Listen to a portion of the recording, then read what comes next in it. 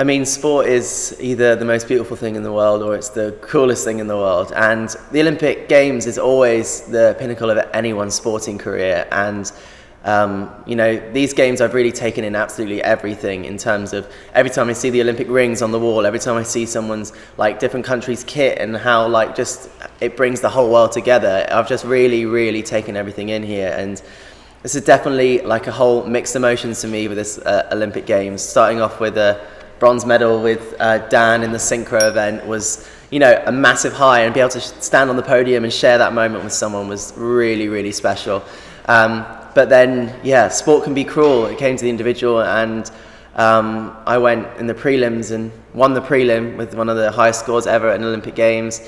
And then the next day, diving does this sometimes, and I didn't even make the final, and it was really heartbreaking, and to not really know why or what happened, or because we did everything that we could have in training and in preparation, and I was feeling really good and everything was going well, but sport can be cruel sometimes. No, I didn't do anything differently between the Friday competition and the Saturday competition. In fact, in training beforehand, I was diving even better than I was the night before. And I think all of the diving coaches and all the divers from around the world were kind of just as shocked as I was. But again, it's one of those things that sport happens like that sometimes, and if you were to redo the competition again, it would be a completely different story. But again, it's just tough to look back and think of 4 years of hard work comes down to that moment, and it is heartbreaking. But again, I came away with a bronze medal, and to be a double Olympic bronze medalist, when I look back on that in 10 years time, and I look back, I'm like, actually, you know what, I didn't do too bad. Oh, yesterday's diary entry definitely was about, I think, 6 pages long. When you're at the Olympic Games, it's always such a blur, and then when you look back on it, you're like, I can't even remember what even happened there or what that was like. So I've been keeping a diary of every single thing that's been happening in terms of, down to what time I wake up, what I do in the morning, what I have for breakfast, how I'm feeling that day, how I'm looking forward to the competition, or reflecting on how competitions went. And I think it's been really good actually, because it's almost like some form of I don't know, speaking to a psychologist by writing things down and getting your emotions out and think exactly what's going on in your head and just getting it out onto paper. So, yesterday's diary entry was rough.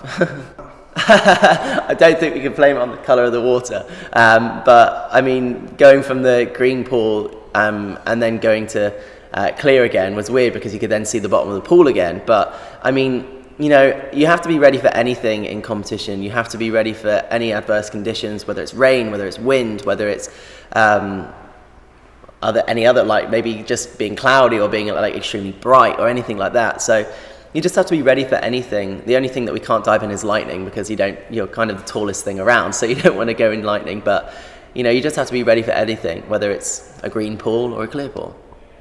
Well, this Games, Team GB has just done incredibly well, and to think that we've topped our medal target, we've managed to get way more goals than we got in London, way more medals in total than London, at an away Games 4 years later, is just absolutely incredible. And it shows that the legacy from London 2012, how it's really boosted so many different sports, and how even, especially diving as well, diving has done so incredibly well. We won a gold, a silver and a bronze at these Games, and to think, if you were to probably tell any of the people in the diving world 10 years ago that was going to be the case, they probably would have laughed in your face. So it's really exciting to think that in 2020, where diving's going to be. I mean, as soon as I finished my competition yesterday, I was like, okay, I want to get back in the pool, do that again, and do that dive again, do this dive again. But for now, it's kind of about me taking a break, mind and body, and being able to spend time with my friends and family and just being a little bit normal for a change.